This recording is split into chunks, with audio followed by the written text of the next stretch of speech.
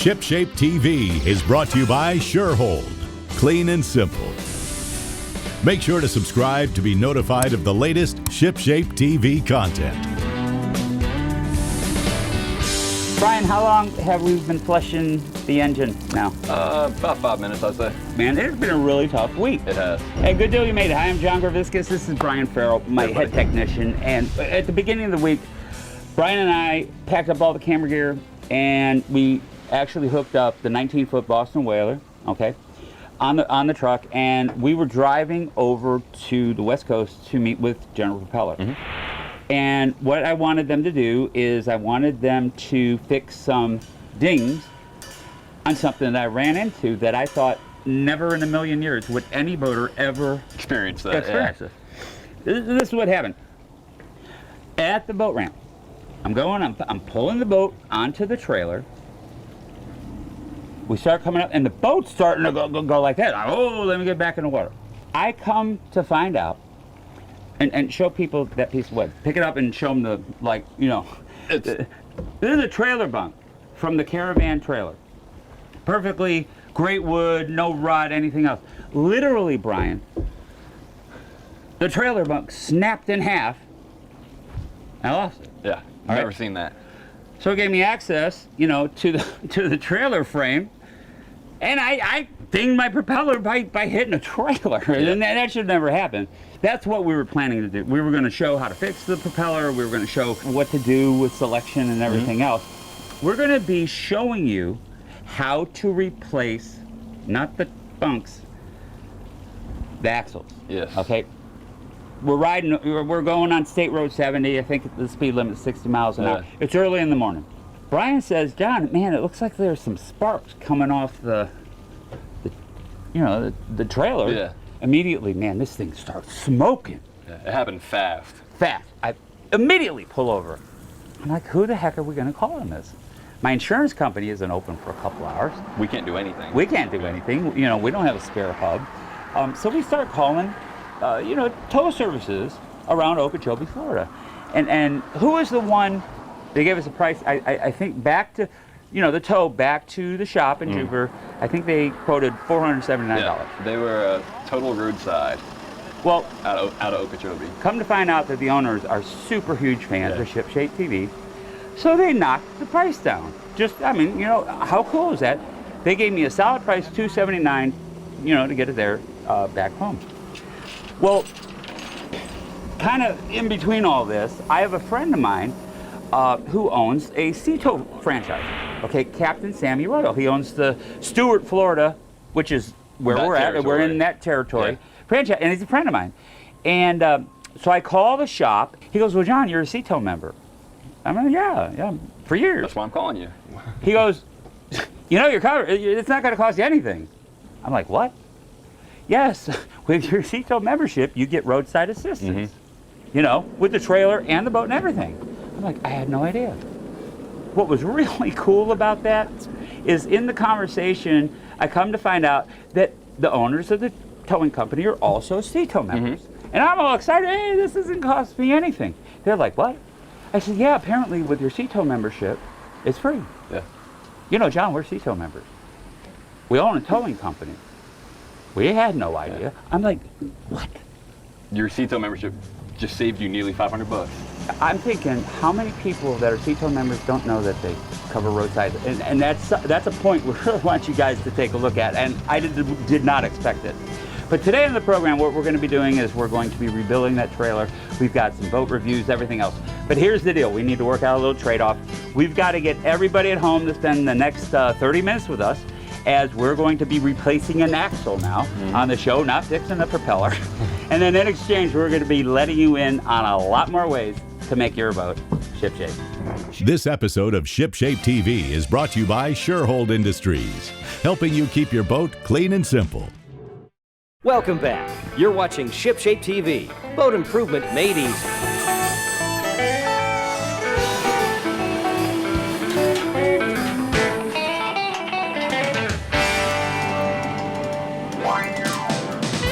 It's great to be back, guys, here at ShipShape TV, where our plans have been so changed, it isn't funny. we were trying to fix a damaged propeller. We'd take the boat over, you know, we're trailing it over there, and now, lo and behold, we're going to be teaching people how to put on a new axle for a boat trailer. And who we have on the program, this is Dave Bentley, and he is with, I believe, the only international trailer boat company in the world. That's correct. Okay, a lot of trailer boat companies over the years, and they've been building trailers forever, you know, have come and gone. For example, mine, it's Caravan boat trailer for the Boston Whalers. Lo and behold, they don't make Caravan trailers anymore. A lot of boat owners get really frustrated, you know, because these guys aren't there anymore. And how do I get the part? Well, this is really ironic because this is the second time you guys have rescued us, okay? And you're not a Caravan boat trailer dealer or manufacturer or anything else. You literally could make axles and provide axles to any boat manufacturer out there, right? Yes, we could. Okay, fantastic. You can mount an axle on top of the frame, or you can mount an axle underneath the frame. Which way are we gonna mount it today? We're going to mount our axle underneath the springs under the frame, then we're going to put the axle between the spring and the frame. So your axle is actually going to ride on top of the spring. Okay. Now, do you see these right here, guys? These saved my life. Okay, these are plastic fender covers. A lot of boat owners really kind of get snobbish. Oh, well, it's not polished stainless steel or whatever. If you look, I mean, this is my tire coming in contact with a plastic fender, and it's like cotton candy. The tire did not get cut. You had no tire damage If it was a metal cover, I'd be done. It would have cut through the wheel, gone. Not only would you have had a bad bearing, you'd have had a blowout besides. Fantastic. And who knows what happens after that. So many boaters that have trailer boats oftentimes feel like they're lost, man. They have no hope. You're helping, you can provide a part for any boat brand company, whether in business or out of business. You make so many different things, you can put it on any trailer you want. Yes. Okay, so you're a jewel for these guys whose boat trailer company's no longer there. They might need parts. How would they get them? You want to go to easyloader.com. Wait, don't skip ahead. We've got a free gift for you. Hi, I'm Barry Burhoff, president of Sherhold Industries, and we've been the leader in boat care for over half a century. And today, we want to share our free gift with you, Sherhold's Essential Boat Care Guide and Checklist. By clicking this link above, you'll discover comprehensive tips from engine maintenance to effortless washing, ensuring your boat stays ship shape. So don't miss out. Download your free Sherhold Maintenance Guide now so we can help you keep your boat clean and simple. Welcome back. Today I've got Ry Landry with me. He is the Product Education Manager for Yamaha Outboard. Today we're going to be doing something a little bit different, but it's still in line with the Maintenance Matters mantra. From last segment, you could see we had some trailer issues, and Ry and I were wanting to talk about what we can do prior to getting back on the water. So go ahead and tell me what you want to run through. That's really good that you mentioned the problems that you had in the last issue, because that was something we were talking about doing, was that we really want to talk about how do you really look at a boat that's been sitting for a while, and how do you know that it's safe to operate, or whether or not you need to take it to a dealership and have some professionals look at it. And this is whether it's been sitting for years and you just acquired it, or even as simple as just sitting for a season and you're getting it back on the water.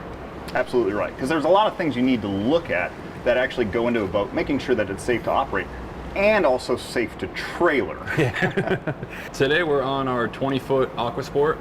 This is a project that's been going on for a few years now here at ShipShape, and pretty much been living at the shop as we slowly do some upgrades to it.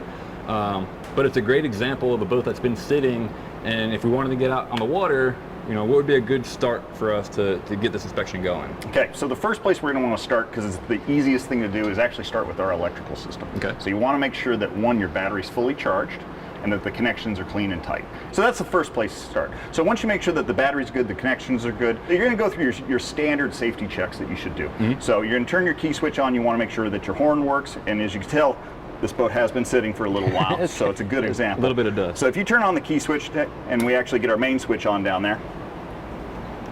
Okay, so we're just going to go through our switches because it does everything work like it's supposed to. So check our horn.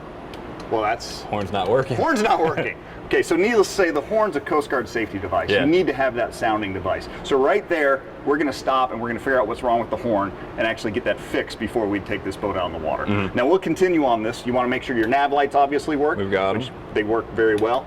If you got your courtesy lights, bilge, you should have your bilge pump running because there's nothing worse than taking on a little more extra water. Yeah. You should hear the bilge pump run. And any other accessory systems that are actually part of the boat that you're on. Yeah. So at this point, you could actually bump the motor over and see if the motor just bumps. Which it did. Okay, so we know we got a good key switch. Now normally what you'll actually want to do is actually fire the motor up just for a second and immediately pull the lanyard.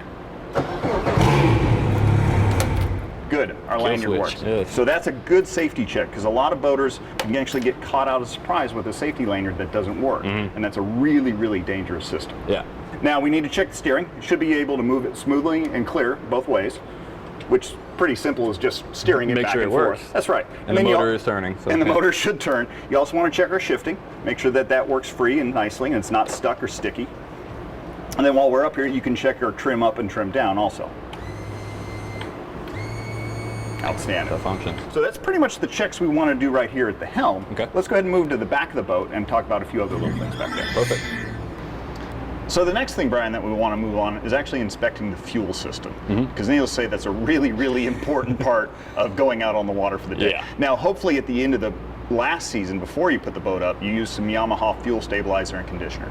When you mix that properly, it'll actually allow the fuel to last for up to a year. Yeah, so up to next season again. That's right. Yeah. So, and that's its intention. Yeah. Now, if you accidentally didn't do that and your fuel quality is questionable, maybe it's been 6, 7, 8 months, it's probably better off to take it to a Yamaha dealership, get all the old fuel pumped out, have them change your 10 micron filter, and then get fresh gas in the boat, because there's nothing worse than getting halfway out in the water and then running into a fuel issue. Yeah, you're stranded. That's right.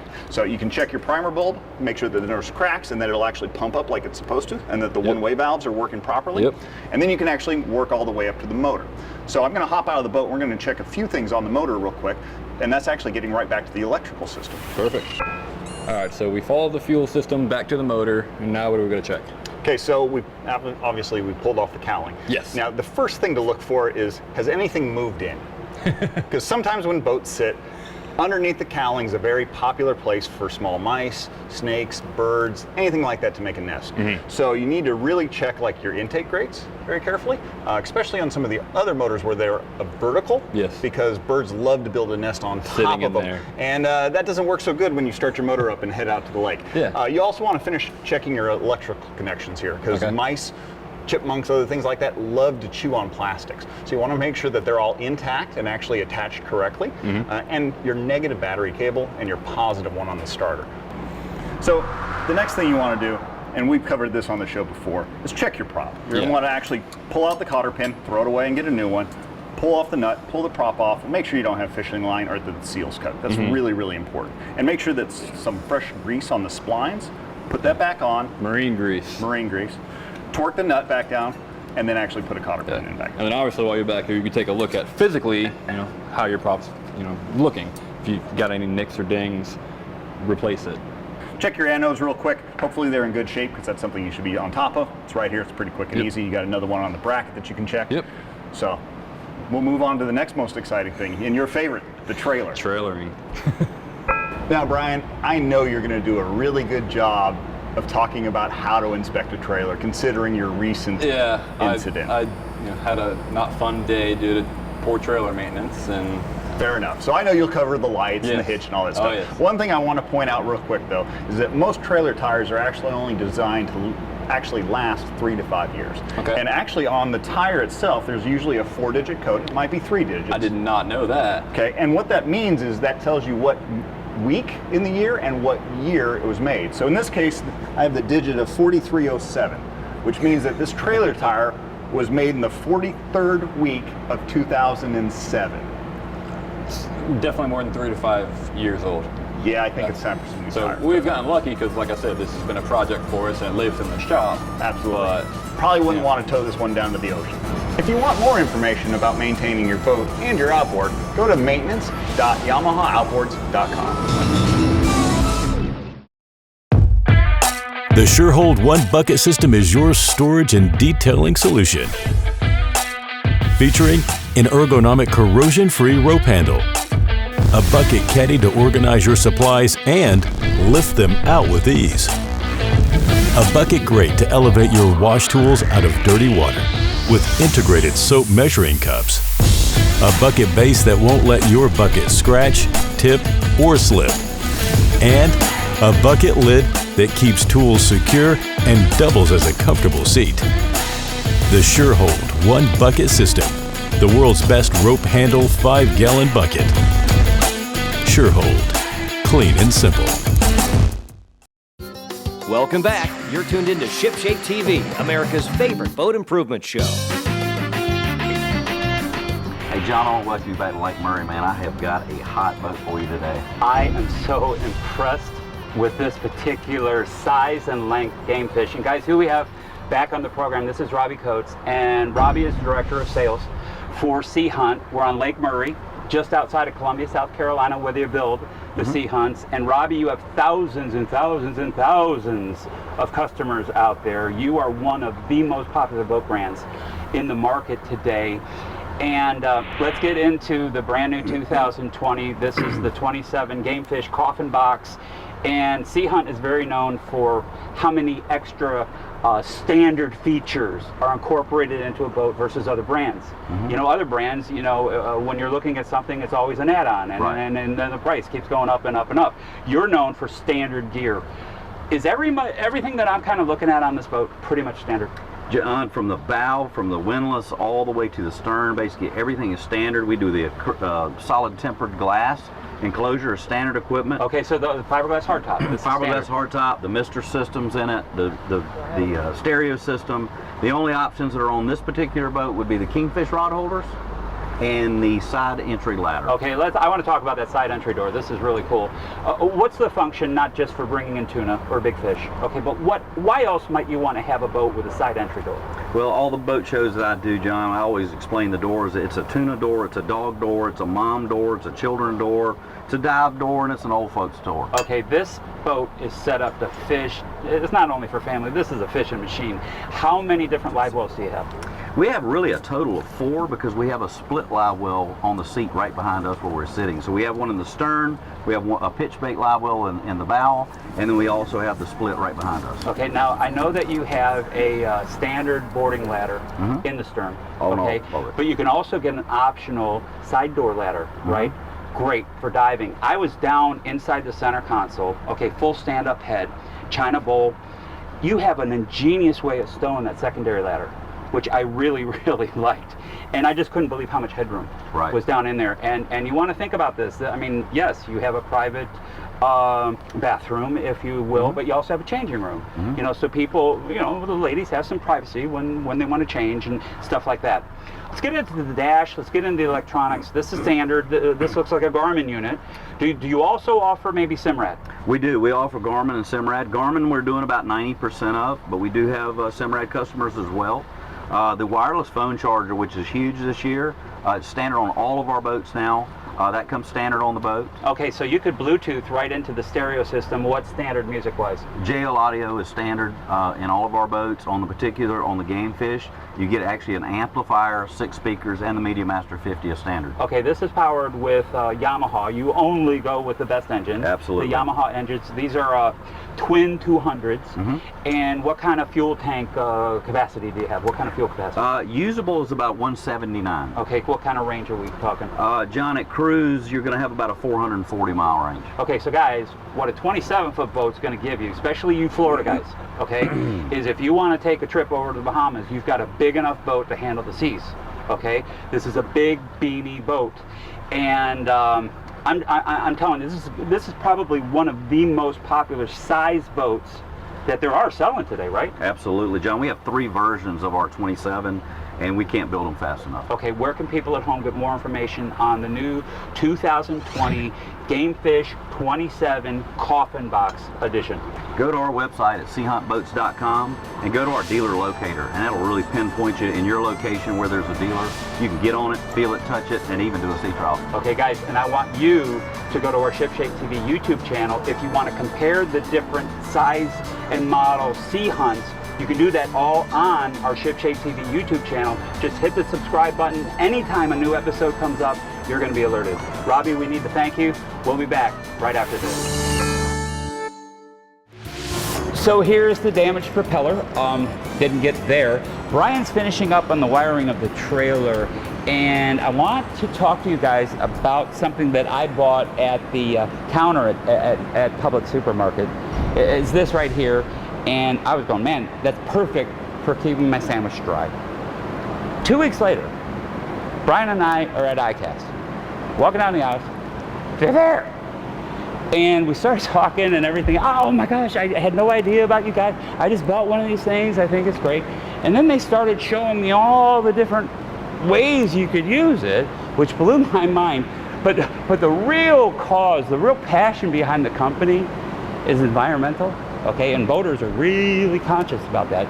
And who we now have on the program, this is Desiree Haller.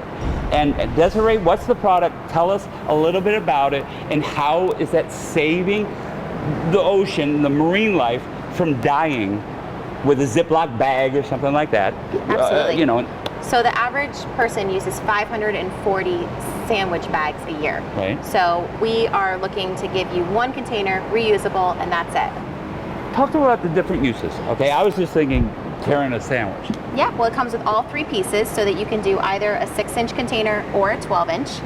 It's extra cups, bowls, dry storage, and it floats. So if it does go into the water, you just circle back around and you can retrieve it.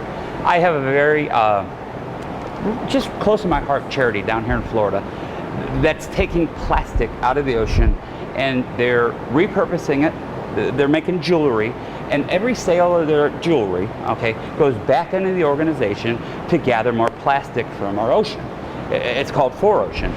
And I was wondering if maybe we could do, you know, some kind of fundraiser to help the cause out.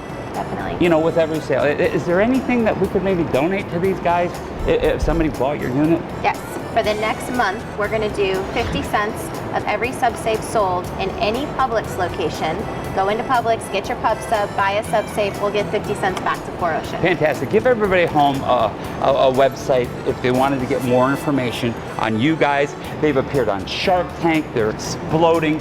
It really is a great product, but it really is for really, you know, it is for a great cause. What's the website? The website is thesubsafe.com. Again, that's thesubsafe.com. This episode of ShipShape TV has been brought to you by Surehold. Don't forget to subscribe to be notified of newly uploaded ShipShape TV episodes.